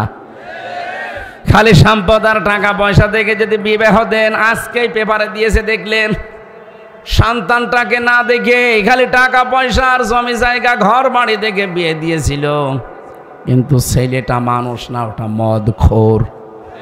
রাতের বেলা এসে মদের টাকা চেয়েছে, স্ত্রীর কাছে দিতে পারেনি, জবাই করেছে। সম্মানিত ভাইরা, আমরা যারা এখানে জামাই আছি, শ্বশুর যারা বসে আছে, এটা যেহেতু রেকর্ড হচ্ছে আমার শ্বশুরও শুনছে, বলেন তো শ্বশুররা কি এই বিশ্বাস এখন করতে পারছে যে আমার এই মেয়েটা দিয়েছি এইটাই নিরাপদে আছে? তারা 24 ঘন্টায় টেনশনে থাকে। আমার তো শ্বশুর যারা আছে তাদের তো এই বিশ্বাস থাকা দরকার যে মেয়ে আমার আরো থাকলে আমি আরো দিতাম, কিন্তু একটাই দিয়েছি, তার এই অসুখে রাখতে পারে না, অশান্তির ভেতরে রেখেছে। নবীজি নিজে ওসমানের কাছে মেয়েগুলো দেওয়ার পরে মাঝে মাঝে বলতেন আমি এত নিশ্চিন্তে আছি ওসমানের কাছে দুইটা পর মেয়ে দিয়ে, আমার কাছে যদি আরো মেয়ে থাকতো সেইটাও আমি দিয়ে দিতাম। আমরা জামাই আমাদের আচরণগুলো ঠিক এরকম হওয়া দরকার স্ত্রীর সাথে। তাদের ভালো ব্যবহার, তাদের আচার আচরণ, তাদের ভরণ পোষণ সাধ্য মতো যদি চেষ্টা করেন, শ্বশুর শাশুড়ি যেন মনে করেন না এ জামাই না, এ একজন ফেরেশতা পেয়েছি আমরা। অথচ আমাদের নামে মামলা পর্যন্ত দেয় এমন শ্বশুর শাশুড়ি আছে আমাদের আচরণের কারণে। যৌতুকের টাকা চাই, নাউজুবিল্লাহি মিন যালিক। আপনার লজ্জা করেন? আপনি কি মানুষ? 18 বছর 20 বছর 25 বছর শ্রম দিয়ে দিয়ে মেয়েটা মানুষ করে আপনাকে দিচ্ছে। ওই মেয়েটা জীবনেও কোনো কাজ, কোনো উপকার এই বাবার লাগবে না। ওই বিয়ের পর থেকে মরণ পর্যন্ত যা করবে সব আপনার জন্যে। কথা বলছেন এখন? আপনার ছেলে মেয়ে এসে পেটে নেবে, আপনার সংসার সামলাবে, সারাটা জীবন আপনার পাশে থাকবে। ওর বাবা মার কোনো কাজ আছে? খালি জন্ম দিয়ে 18 বছর 20 বছর মানুষ করে দিয়ে দিয়েছে, এরপরও আপনি তার কাছে আরো টাকা চান। বউ দিয়েছে, এই কারণেই তো সেজদায় পড়ে থাকা দরকার। আমরা যদিও সবাই পারছি না, কিন্তু এটা পারা লাগবে। কথা বলেন না কেন? আর মা বোন যারা এসেছেন তাদেরকে আমি শক্ত হওয়ার জন্য বলছি। আমি নিজে পুরুষ, আমি জানি আমাদের দুর্বলতার জায়গা কোনটা। আপনারা শক্ত হবেন। আপনার স্বামী যদি বাম হাতের ইনকাম করে, জায়েজ যতটুকু উপায় করে অতটুকু নিয়ে সন্তুষ্ট থাকবেন। নিজের চাহিদাকে আপনি সীমাবদ্ধ করবেন। আপনার স্বামীর উপায় মাসে 20,000 টাকা, আপনি যদি আপনার সাজতেই প্রতি বছরে এমন এমন আবদার করেন, ও কাজ করতে 18,000 চলে যায়, ও বাকি কি করবে 2,000-এ? এই জন্য আপনাদেরকে বলছি, মা বোনেরা, মেয়েরা এসেছে? হ্যাঁ, বিভিন্ন জায়গায় যারা বসে আছেন আপনাদেরকে বলছে, রেকর্ড হচ্ছে, কালকে সারা দুনিয়ায় যাবে। সম্মানিত মা বোন যারা এসেছেন বা আসবেন, শুনবেন, আপনাদের আমি এক কথাই বলছি, শক্ত হবেন। আমি ভাই, আমি পুরুষ, আমি জানি পুরুষের দুর্বল জায়গা কোনটা। আমি সিক্রেট ওপেন করে দিলাম। আপনারা শক্ত হবেন। কোনো হারাম ইনকাম করে যদি বাড়িতে আসেন, বলবেন না ওইটা খেয়ে স্বামী স্ত্রীর মিলনের পরে যে সন্তান পেটে আসবে, সন্তানটা জন্মগতভাবেই তো হারামখোর হবে। এই কথা বলেন না কারো? সন্তান জন্মগতভাবেই তো হারামখোর হবে। ও হারামখোরের কাছে কি আশা করা যায়? সুতরাং আমি এত কষ্ট করে 10 মাস 10 দিন পেটে রাখবো, কোনো হারামখোর সন্তান আমি পেটে রাখতে রাজি না। হয় আপনি আমার বাদ দেন, নয় হারাম ছাড়েন। আপনি বারবার এরকম শক্ত হবেন, দেখবেন ও এমনি টাইট হয়ে যাবে। আর ইসলাম যদি সামনে আসে, আপনারা তো রাজরানীর মতো থাকবেন। আমিরে জামাত বলে নাই যদি ইসলাম এই দেশে আসে যে মেয়েদেরকে জুজুর ভয় দেখানো হয়, যে ঘরবন্দি করে রাখবে, অত্যাচার চালাবে, কে বলেছে আপনাকে? ইসলাম এই দেশে কায়েম হলে সবচাইতে বেশি নিরাপদে থাকবে মেয়েরা। তারা এক একজন হয়ে যাবে বাঘের মতো। আজ তারা কত জুলুম, অত্যাচার, নির্যাতনের শিকার। দুইবার মহিলা আনলাম, কি হইলো? যৌতুকও বন্ধ করতে পারে না। চাচা এরশাদও ছিল 9 বছর, কিন্তু 10 বছর ছেলে ছিল। চাচা এরশাদও কি করলো? পুরুষ নির্যাতনও সে বন্ধ করতে পারে নাই। উনি যদি পুরুষ নির্যাতনটাও বন্ধ করে যেতে পারতো, তারপরও তো আমরা এখন বাঁচতাম। কত বড় ঝামেলায় আছি আমরা জানেন। সম্মানিত মা বোনদেরকে আমি আর একটা কথা শোনাই, আপনি শুধু নামাজ পড়ে রোজা রেখে কালো বোরকা পরে জান্নাতে যেতে পারবেন না যতক্ষণ পর্যন্ত বৈধ কোনো কাজে আপনার স্বামী আপনার উপরে নারাজ হয়ে যাবে। এই জন্য সাবধান, এই বিষয়টাও কিন্তু গুরুত্বপূর্ণ খুব। শুধু নামাজ পড়ে রোজা রেখে কালো বোরকা পরে জান্নাতের আশা করা যায় না। স্বামী যাদের আছে তাদের জায়েজ হুকুমগুলো মেনে তাদের খুশি রাখা লাগবে, কারণ তাদের এত দাম আল্লাহ দিয়েছেন। নবীজি বলেন যদি আল্লাহ বাদের সেজদা জায়েজ থাকতো, মেয়েদেরকে বলতাম স্বামীর পায়ে সেজদা করো। কোথায় তার মর্যাদা আপনি এখনো টের পাননি। এই জন্য সাবধান থাকবেন এই জায়গায়, খুব সতর্ক। উনি যদি জায়েজ কোনো হুকুম করে, জীবন থাকতে আপনাকে মাস্ট বি মানাই লাগবে। জান্নাতের 8টা দরজা ওই মহিলার জন্য আল্লাহ খাদিজাতুল কুবরার সাথে খুলে রাখবে। আমি 2 জন মহিলার জীবনী পুরা পড়েছি। একজনকে আল্লাহ জান্নাত বানিয়ে পাঠিয়েছেন, আর একজন আল্লাহর কাছে জান্নাত চেয়ে নিয়েছেন। হযরতে খাদিজাতুল কুবরার জন্য আল্লাহ জান্নাতে আলাদা একটা ঘর বানিয়ে তার জন্য সুসংবাদ দিয়েছেন যে জিবরাইল আমার খাদিজাকে জানাও তার জন্য জান্নাতে আল্লাহ আলাদা করে একটা ঘর বানিয়ে রেখেছে। ওই ঘরের ভেতরে সে ছাড়া কেউ যেতে পারবে না। ওই ঘরটা নয়েজ মুক্ত, আওয়াজ মুক্ত, কোনো আওয়াজ নেই, কারণ তে স্বামীর জন্য ঘরটাকে আওয়াজ মুক্ত করে রাখতো, ঝামেলা মুক্ত করে রাখতো। মা বোন যারা এসেছেন বা শুনছেন, আপনি স্বামীর জন্য যদি ঘরটাকে আনন্দময় করে রাখতে পারেন, নয়েজ মুক্ত, আওয়াজ মুক্ত, গোলমাল মুক্ত, ঝগড়াঝাটি মুক্ত করে রাখতে পারেন, কিয়ামতে খাদিজার সাথে আপনিও জান্নাতে যাবেন। আর একজন মহিলার জীবনী পড়েছি, হযরতে আসিয়া। তার জন্য আল্লাহ জান্নাতে ঘর বানায়নি, তিনি ঘর চেয়ে নিয়েছিলেন। আল্লাহ সরাসরি জান্নাতে পাঠিয়ে দিয়েছিলেন তার উপর অত্যাচার দেখে। হযরতে আসিয়া বলেছিলেন ইদে ক্বালাত রব্বি বিনিলি ইনদাকা বাইতান ফিল জান্নাহ। হে আল্লাহ, তুমি আমার জন্য জান্নাতে ঘর, জান্নাত পাঠিয়েছো না, জান্নাতে একটা ঘর আমার জন্য বানাও যেখানে বসে তোমাকে দেখা যায়। 2 জন মহিলার স্বামী কেন্দ্রিক বিষয়। একটা স্বামীকে অতুইনু আলা দীনি যাওজাতিহা, নবীজি বলেন যে স্ত্রী তার স্বামীকে দ্বীনের কাজে, ইসলামের কাজে, মানবতার কাজে পাঠিয়ে দিয়ে আরো ছাড় দেয়, সুযোগ দেয়, উৎসাহ দেয়, এই মহিলাকে আল্লাহ জান্নাতের ভেতরে 8টা দরজায় খুলে রাখবে।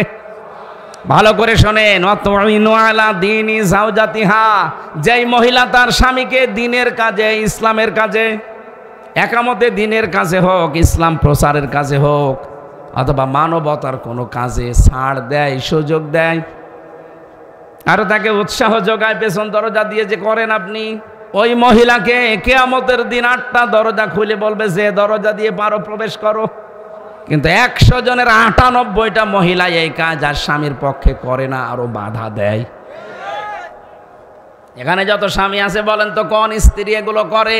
যে আপনি দিনের কাজ করছেন, একামতে দিন প্রতিষ্ঠার কাজ করেন, আপনি মানবতার জন্য কাজ করেন, আমার পরিবারে যা হচ্ছে আমি দেখছি, কষ্ট হলো আমি মেনে নিলাম, আপনি করেন, আপনাকে আমি উৎসাহ দেই, আরও আপনি বাধা দেন, আর নামাজ পড়ে আপনি জান্নাতে যাবেন।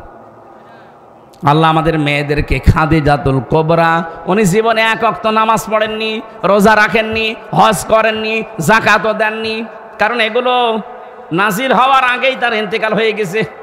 কি কথা বলেন না কেন?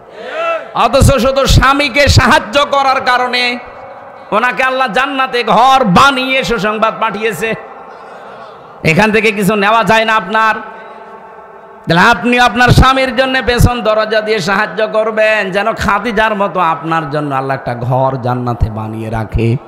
আর স্বামী যখন বাইরে থেকে আসবে এই ঘরটা নয়েজ মুক্ত রাখবেন। আসলে তো তার মাথা ঝালাফালা করে দেন, তার জন্য ঘরটা শান্ত সৃষ্ট করে রাখেন, নির্মল পরিবেশ তৈরি করেন, ও যেন বাইরে থেকে এসে তার ক্লান্তি দূর হয়ে যায়। খাদিজাকে এই জন্য আল্লাহ একটা ঘর আলাদাভাবেই বানিয়ে দিয়েছেন। জোরে বলেন সুবহানাল্লাহ। এই জন্য ওসমান ইবনে আফফানের কথা বলছিলাম, আমাদের জামাইগুলো আমরা হব এমন যেন শ্বশুর শাশুড়ি দুশ্চিন্তা না করে, নিশ্চিন্তায় থাকে। ওনারা যদি মেয়ে আর একটা থাকে যদি আমাকে দেওয়ার মতো, তাও যেন দিতে চায়। আল্লাহ আমাদের জামাই যারা আছি ওসমানের মতো আর রোকিয়ার মতো বানিয়ে দাও, বলেন আমিন। আল্লাহ পাক প্রথম অর্ডার দিচ্ছেন, ইন্নাল্লাহা ইয়ামুরু বিল আদলি, তোমরা ন্যায় বিচার কায়েম করবা। কি বিচার? এখানে আদল মানে, আমি আদল শব্দের তিনটা ব্যাখ্যা পড়েছি। এক নম্বরে মা মান আলাদা লগাতানা সারহান, আল্লাহর সাথে আদল করা লাগবে, রাসূলের সাথে আদল করা লাগবে, সৃষ্টি জগতের সাথে আদল করা লাগবে। আল ইহসান, ভালো ব্যবহার করবেন।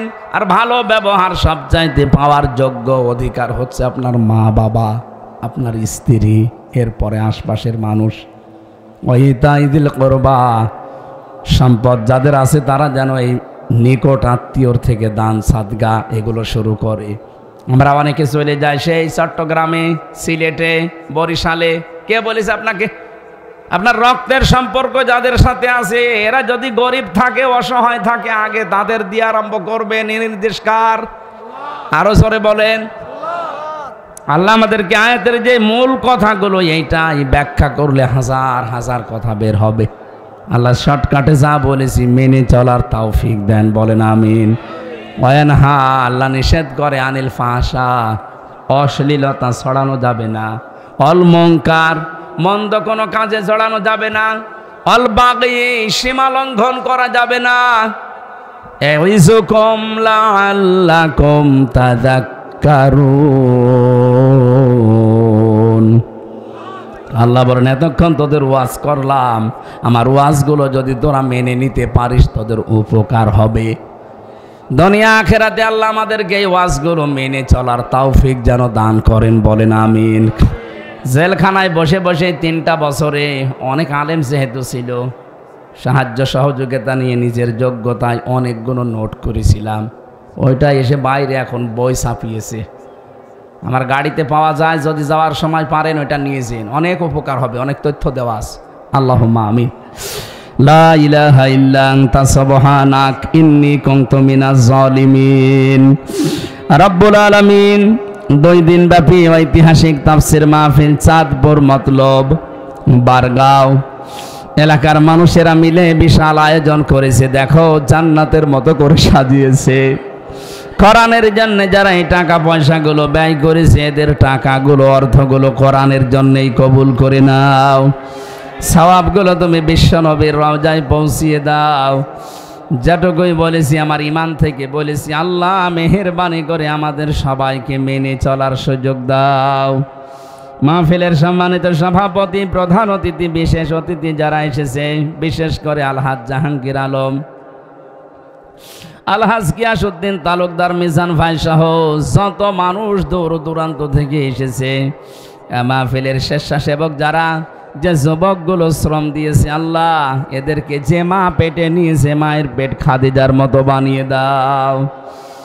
রব্বুল আলামিন, বড় আশা আমাদের মনে, তোমার কোরআন দিয়ে জমিন চলছে, এটা দেখে মরার তৌফিক দাও। আমরা দেখতে পাচ্ছি কোরআনের হাতে দেশ আসবে পরিচয়, এ দেশ কোরআনের হাতে তুমি দেবে, সেই সিচুয়েশন আসতেছে। আল্লাহ আমাদের চর্ম চোখে দেখার সৌভাগ্য দাও।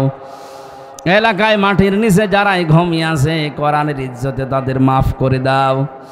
রব্বুল আলামিন, সম্মানিতা মা বোন যারা বিভিন্ন জায়গায় বসে আছে খাদিজার মতো বানিয়ে দাও। আগামীতে এই অনুষ্ঠানটা কোরআনের প্রসারে আরো বিশাল আকারে কবুল করো। রব্বির হামহুমা কামা রব্বায়ানি সাগীরা রব্বানা হাব লানা মিন আজওয়াজিনা ওয়া যুররিয়াতিনা কুররাতা আয়ুনি ওয়াজআলনা লিল মুত্তাকিনা ইমামা। কখন কার কাছে আজরাইল আসে আমরা কেউ জানি না। আজরাইল যখনই আসবে আমাদের কোনো দুঃখ নেই, যেন এই কালেমাটা আমাদের মুখ দিয়ে বের হয়, লা ইলাহা ইল্লাল্লাহু মুহাম্মাদুর রাসূলুল্লাহ। আসসালামু আলাইকুম।